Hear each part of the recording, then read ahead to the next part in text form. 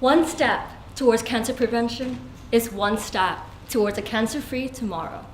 While Skin Vision has disrupted the market already, they are emphasizing on prevention rather than treatment. We believe the key question lies in the misalignment between the patients with high-risk profiles as well as limited health resources that are available. Kia ora, my name is Jillian. This is my team, Terrence, Sophia, and Hank. And today, let's make strides towards envisioning, or rather, skin visioning, a cancer-free tomorrow. So first, we believe the key issue lies in the high risk of skin cancer in New Zealand.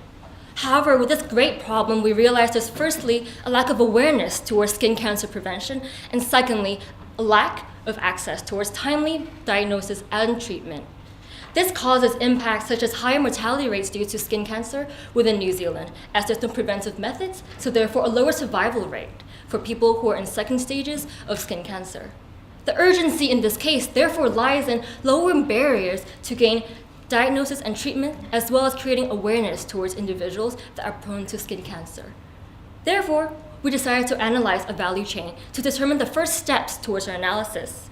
We realized that people that are currently using your apps and have high-risk profiles towards skin cancer are already seeking the necessary treatments available. However, on the flip side, we realized people that are not using your application but yet have high-risk profiles towards skin cancer do not actually have this connection towards the GPs and other necessary treatments. We think this disconnect lies in two places.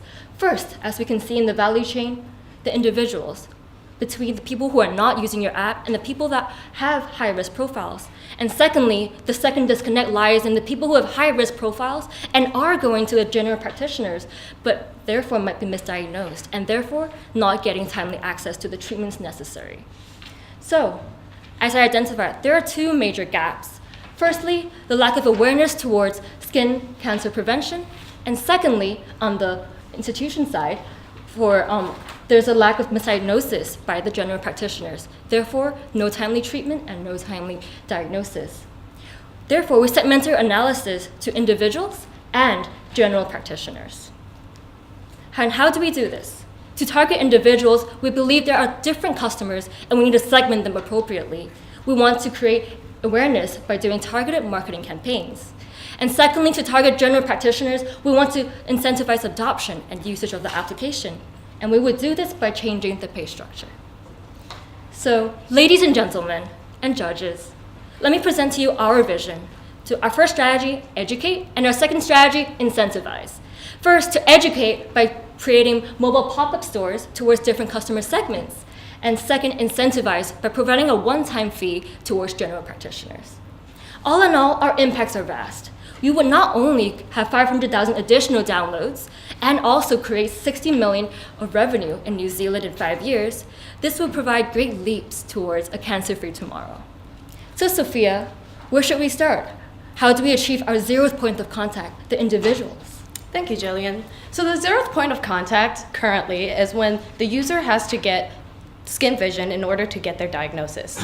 So Skin Vision is strategically placed right there in the middle. And in order to do so and to provide accurate detections, you needed a large user database and a large amount of photos inputted. So how do you actually increase your number of inputs? In order to do so, we have to understand what we're trying to target and who we're trying to target. So we segmented the market into 5 main groups. First, we looked into athletes and beachgoers, next into parents and kids, then moving on to some white-collar business people, and also into the medical professionals, and finally into the rural population. Each group has their own incentives to want to use Skin Vision. Each group has their own reasons. This is why we believe that by segmenting the different target audience, we'll be able to better understand how we can cater to their needs. So next we looked into, in order to achieve this reach, how and where we should actually target. For example, looking at our beachgoers and our athletes, we thought of promoting at beaches as well as partnering with sunscreen companies or even sponsoring tournaments for outdoor sports.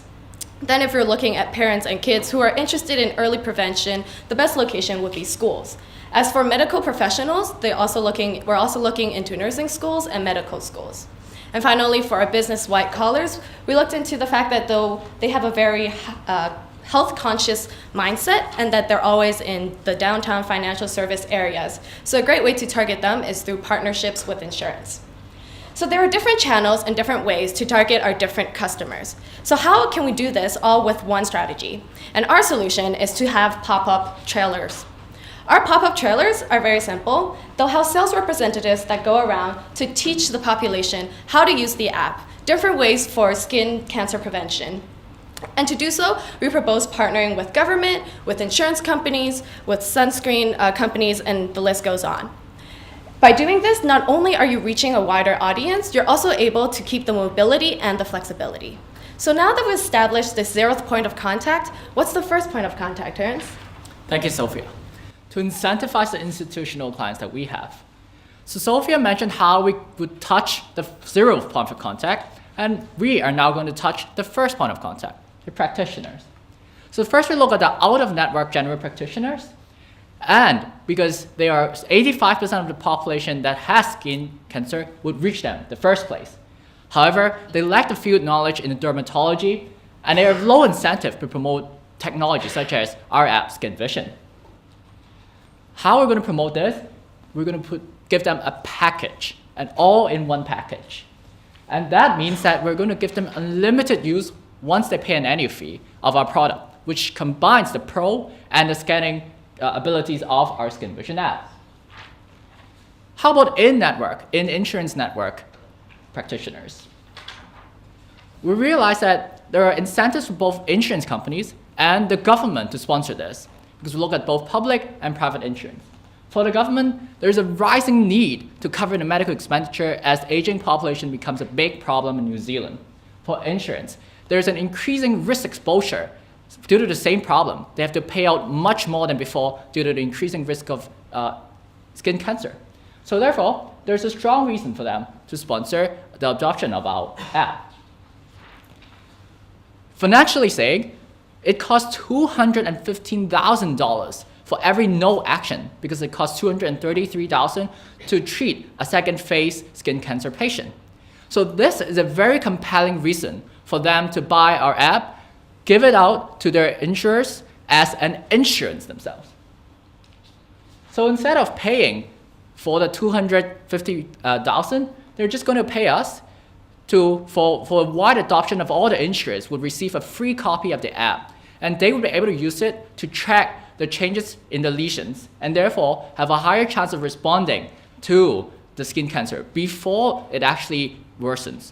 So therefore, reducing a high amount of insurance payouts as well as public expenditure in medical.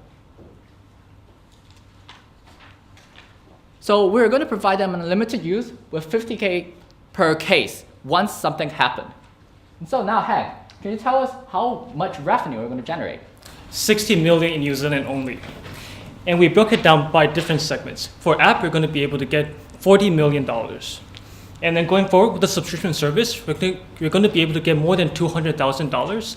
And with 2 of our partnerships, the insurance as well as the government, we're going to be able to get additional $10 million from each. So all in all, there's going to be a cost included for this. So Terrence, why don't you take us back to our cart, our trailer. So as you can see from our trailer, this is going to cost us about 16K. Sorry. It's going to cost us about 16K each. But since we're going to have partnership with 5 different key stakeholders, it's going to be able to let us amortize our costs throughout in the future. And all in all, we're going to be able to generate 50,000 downloads going forward. And now, Sophia, can we make this happen? Thank you, Hank. So with our strategy in mind, we believe that we'll be able to reach an additional 500,000 downloads within the next 5 years. Now, ladies and gentlemen, today my team and I have talked to you about how we can connect patients to their diagnosis by using pop-up trailers, and further how we can continue this chain onto the general practitioners through our incentive scheme. But our vision for Skin Vision is actually far beyond that. Our strategy works because it's not only scalable. You can easily bring it to any other country in the world. It's also very easily replicated using the digital platform. We believe that Skin Vision is here to help prevent skin cancer because they are helping patients take one step closer to their diagnosis and therefore one step closer to a cancer-free tomorrow. Thank you very much for your time and attention. We now open the floor to questions.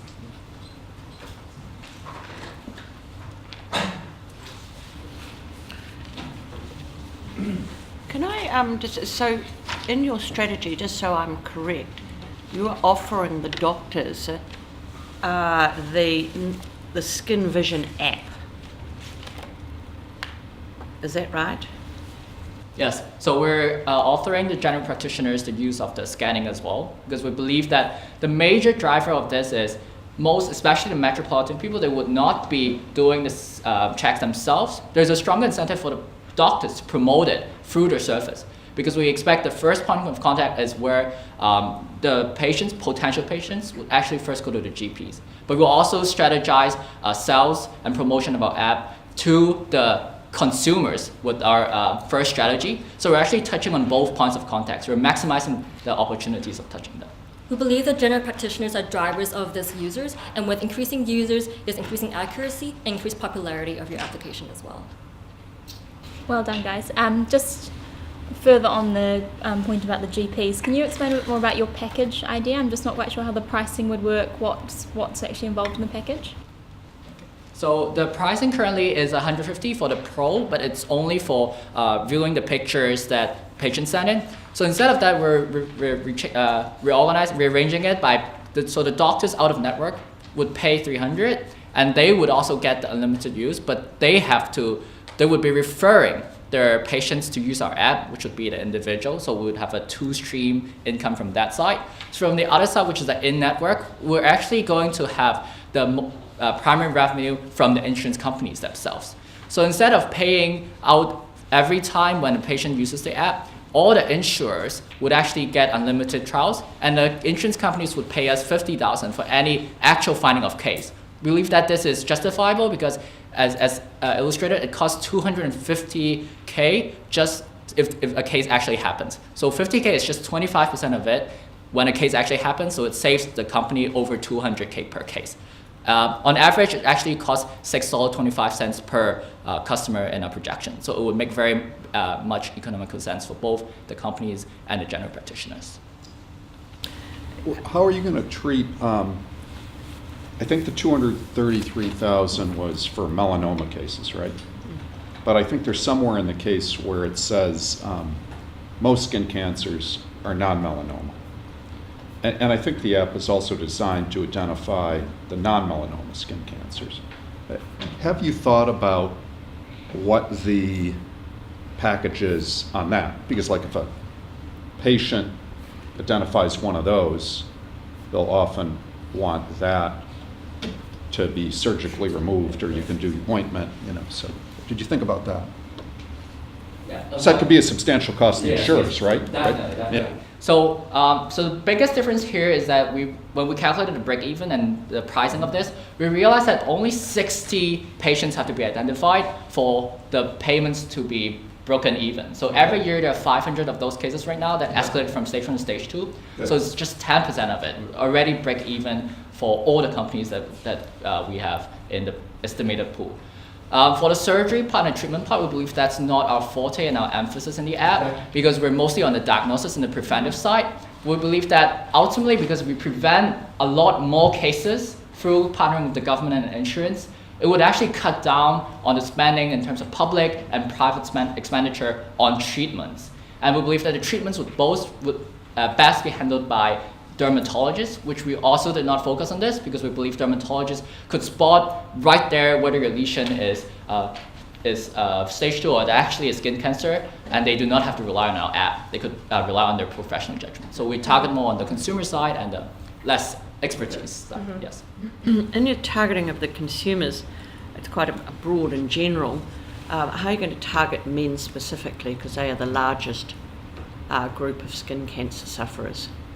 Okay, so looking into some of the strategic partnerships that we chose, that's actually one reason why we wanted to focus on sports. We realized that a lot of sports lover and sports watchers are men, and that was initially why we wanted that portion. We also looked into for women really quickly. That's why we wanted also to complement it with a kind of gender neutral way channel, which would be like the sunscreen companies or just through different promotional locations. That's why we think a pop-up trailer is very flexible. You can easily change the looks, you can easily change your partnerships. So it can be for all gender, just for men, or it can be easily customized to specific target customers.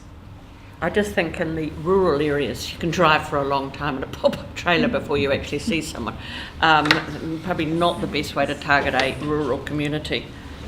Yeah, so in terms of rural, we actually, so as you see, the first 3 boxes, blue, green, and then blue, and then black. So we actually thought that the rurals are too big in terms of scale, geographically spread. So that's one of the reasons why, even though there are 11% population in rural areas, we are not very inclined in reaching them in the first place. We believe that the promotion could be done by public health education through the government. So that's one of the strategy that we have, is that we would basically be promoting the app with the government as well, hopefully. And that would reach the rural population instead of ourselves doing it, because we don't have the resources, as you mentioned, to reach all the population across New Zealand in the islands. It's just too difficult for us as a startup. In addition, we also think that the technology adoption rate is rather slow, so we're actually trying to target the first 4 target customers first before we move into the rural. With your program in schools, how do you envisage that working, and how does that compete or double up on the work that SunSmart's doing? Excuse me, could you repeat the last part of your question? So the SunSmart program is run predominantly through schools. How do you envisage Skin Vision working alongside the SunSmart program? Okay, I can take it. So how we envision it is it actually ties into the trailer. So on top of the education part of the Slip, Step, Slop SunSmart program, we believe that the students and the parents themselves could actually also be volunteers in our trailer program, promoting it elsewhere on beaches and in other places, like a volunteer activity of visiting elderly homes. It's a similar concept to that. So that's why when we do the projection for our trailer, we actually expect all to be volunteers. From the different nurses, could be parents, could be kids. So that's how we envision them to be a partner of our program. Just in that, are you trying to target the parents or the children? So we're actually trying to target the parents first, because parents are the people who will actually teach their kids how to use it. We are talking about mobile applications, so we do want parents to be the first ones. But we also understand that parents do care about their children's health, and they do want to help them prevent these skin cancers early on, which is why we wanted to target parents. And in order to do so, we think school is a great place, because before or after school, you see parents coming in and out, and that's why we wanted to focus on schools as well. I just wonder if you'll get the target market and the fact that 70% of people getting skin cancer are aged 50 years or older, which tend to be getting to more the grandparents than the parents. We think parents, by targeting them, they're really the main driver for intergenerational impact. Not only do they reach kids, but they're also the primary source of advice and help to grandparents itself. So this also helps the elderly population and the kids simultaneously. Adding on to that, we also target different partners across different income groups and different ages. For example, Country Club, we're definitely targeting the more senior population in that. For the sunscreen partnership in the schools, apparently we're targeting the parents and the kids. So we actually are looking at partners that covers a broad range of audience. In your demographic breakdown, there's a gap, and I'm not sure whether you've thought about this, in terms of outdoor workers in cities. So you've got your rural workers and you've got your white collar business people, but how will you address the gap? Have you thought about that? So one of the main reasons why we actually did a pop-up store instead of a stand-alone location is we wanted to make sure it was mobile. And when we think of like workers that might be doing outdoors work in the city, this is a very great way to have the pop-up trailer be able to reach these demographics in these locations. Basic question. So let's say my doctor has unlimited use of the app and I go in. What happens to get me onto the app? Does the doctor tell me about the app? Do they give me a little piece of paper? What's exactly happening? Right, so the doctor is actually going to educate what's so special about the app and just the tracking ability. So once you take a picture of it, you can be able to track how big the lesion is growing or if there's any improvements. So the doctors will show you how to do it, but then in the end, you're going to be doing the tracking by yourself with doctors' help too. They'll just show me how to do it. Correct. Got it.